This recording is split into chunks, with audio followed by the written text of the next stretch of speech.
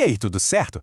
Hoje a gente vai mergulhar fundo numa história bíblica bem conhecida, mas olhando por um ângulo diferente, a partir de uma pregação que nos ajuda a entender a mensagem central sobre fé e principalmente sobre intenção. Vamos nessa? A história toda gira em torno dessa pergunta de Jesus. Imagina a cena. Ele está no meio de uma multidão caótica, todo mundo se acotovelando, empurrando, e mesmo assim, no meio desse caos todo, ele para e pergunta isso. O que será que um único toque tinha de tão especial? E é aqui que está o ponto-chave. Centenas de pessoas estavam esbarrando nele, tocando nele, mas eram toques acidentais, casuais, sem propósito. Jesus sentiu um toque que era completamente diferente, tanto na natureza quanto na intenção.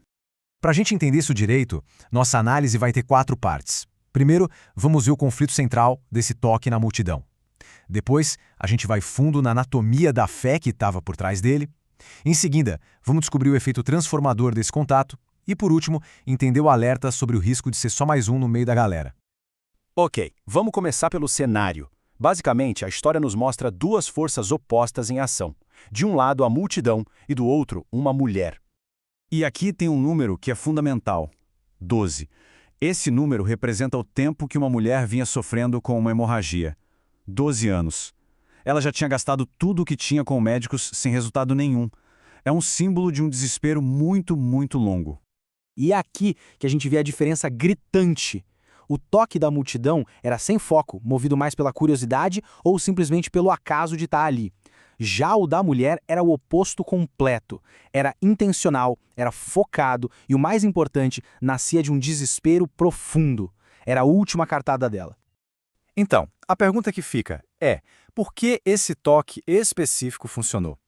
A pregação que a gente está analisando argumenta que o segredo não estava no ato físico de tocar, mas sim na anatomia da fé por trás daquele gesto. Essa fé tinha 3 componentes essenciais. Primeiro, era uma fé focada. O alvo não era a multidão, a sorte ou qualquer outra coisa. Era Jesus. Ponto. Segundo, era uma fé desesperada. Ela não tinha mais plano B nem C. Era tudo ou nada. E terceiro, era uma fé declarada.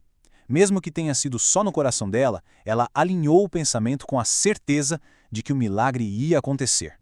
E essa frase da fonte que estamos usando resume tudo de um jeito brilhante. A fé dela não era uma crença casual, de conveniência. Era uma convicção forjada no fogo, no momento em que ela admitiu que não podia mais contar com as próprias forças, com os próprios recursos. Chegou no limite.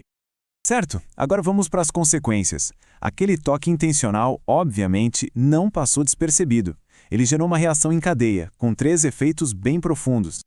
O primeiro foi um contato de poder. O próprio Jesus sentiu que virtude, ou seja, poder, saiu dele. Isso mostra que a fé com intenção não é só simbólica, ela realmente aciona uma transferência, move algo do plano espiritual para a necessidade física da pessoa. Em segundo lugar, o toque gerou intimidade. Pensa só, Jesus podia muito bem ter deixado o milagre acontecer em segredo, e pronto. Mas não, ele fez questão de parar tudo e perguntar: quem me tocou? Ele tirou a mulher do anonimato da multidão e transformou um ato secreto num encontro pessoal, cara a cara. Mas o terceiro efeito, esse talvez seja o mais profundo de todos, foi a restauração da identidade dela. Por 12 anos, ela foi definida pela sua doença. Era impura. Jesus não só cura o corpo dela, ele dá a ela uma identidade completamente nova. Ele a chama de filha. Essa única palavra a reintegrou na comunidade, na família de Deus. Isso curou não só o corpo, mas a alma e a posição social dela, devolvendo a sua paz. A cura foi completa, em todos os níveis. Agora, para a gente fechar, vamos olhar para o outro lado da moeda.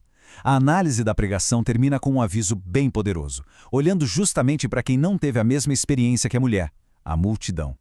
A multidão estava fisicamente tão perto de Jesus quanto a mulher, mas não experimentou nada. E isso nos mostra os perigos de uma abordagem passiva, sabe?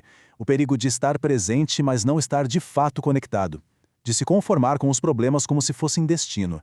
E o maior risco de todos: estar bem ao lado da fonte da transformação, mas continuar anônimo e sem mudança nenhuma. No fim das contas, a lição é clara, é direta. Proximidade não é a mesma coisa que conexão. Estar no lugar certo, na hora certa, não é o suficiente. A verdadeira transformação exige intenção, exige um rompimento ativo com a passividade da multidão. E então, a história nos deixa com essa pergunta para refletir. Na nossa própria vida, no meio das multidões da rotina, das preocupações e das distrações, o que realmente significa dar esse passo com intenção e buscar uma conexão que de fato transforma? Fica aí a reflexão.